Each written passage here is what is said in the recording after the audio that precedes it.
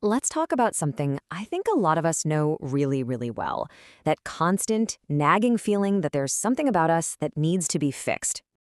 So I want to start with the main idea of this whole explainer, right at the very beginning. Just let this sink in for a moment. You don't need to fix yourself. It's a simple sentence, I know, but it might feel kind of radical, maybe even a little uncomfortable to hear. And just to be absolutely clear about what that means, it means you are not broken. No matter what that little voice inside your head might be telling you, and no matter how many flaws you think you are not some project that needs to be repaired. What you are is a survivor. See, everything you might judge about yourself today, every single habit or thought pattern you wish you could just change, it was a strategy. You just learned how to survive in ways that might not be helping you anymore, sure, but they were absolutely necessary at one point. And this brings us to a cycle many of us are stuck in. We can call it the endless fix. You know what I'm talking about? That exhausting, never-ending hamster wheel of self-improvement that just leaves you feeling more drained than you were before. It's this journey of constant effort, right? We're always trying to fix our habits, or overhaul our mindset, or completely rearrange our lives. That phrase, working on yourself, has practically become a full-time job for so many of us. This relentless chase for a better version of who we are. And the cycle, it's always the same, isn't it? First, we target some so-called flaw. Then we find a fix, a new book, a new diet, a new routine, and for a little while, we might even feel like we're making progress, a little bit of relief. But then, inevitably, that old feeling creeps back in, that feeling that something is still just fundamentally wrong with us. This quote just captures that feeling perfectly.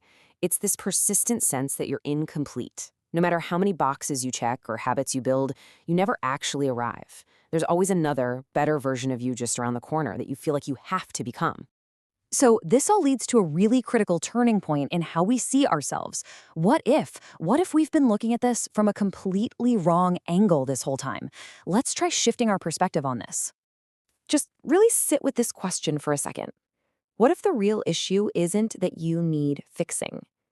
What if the real issue is that you've been treating yourself like you're some kind of math equation, a problem that needs a solution? What if you're not a problem at all? Okay, so let's dive into the core idea here. This is where we shift from seeing flaws to understanding adaptations. And honestly, it changes everything. So here's the most important point. Everything you currently label as a flaw, every single part of you that you wish were different, it served a very real and very important purpose at some point in your life. They weren't mistakes, they were survival tools. And look at how this reframes things. You know, that flaw of overthinking? Well, maybe it was a tool you developed for safety, a way to anticipate every possible danger when your world felt unsafe. That need for control? Perhaps it was a totally necessary response to chaos around you. And that emotional distance? That could have been a shield you had to build just to prevent unbearable pain. So let's get really clear on this word. Adaptations. They're just behaviors and mindsets that were, at one time, absolutely necessary for your survival. The key here is recognizing that while they were essential then, they might not be serving you in your life now. And that's okay. It doesn't make them bad. It just means their job is done. So if our behaviors are adaptations and not flaws, well, then the path to healing has to change, doesn't it? It stops being about rejecting parts of ourselves and starts becoming about something else entirely. And this says it all, really. You can't heal by trying to cut off or fight with the parts of yourself you don't like. Real healing begins when you finally turn toward them with curiosity and compassion, when you try to understand why they're even there in the first place.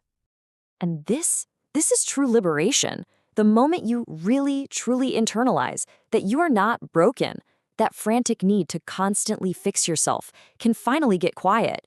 You can put down the tools. You can stop the endless construction project. And maybe for the first time, just start learning how to live in the home that is you. So where does all this leave us? It leaves us with a gentle invitation, an invitation to embrace who we already are, not who we think we're supposed to be. This is such a powerful idea.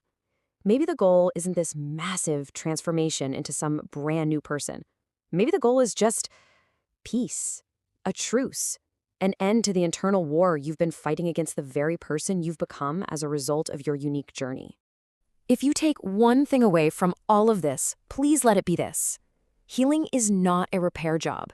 It's not about fixing what's broken.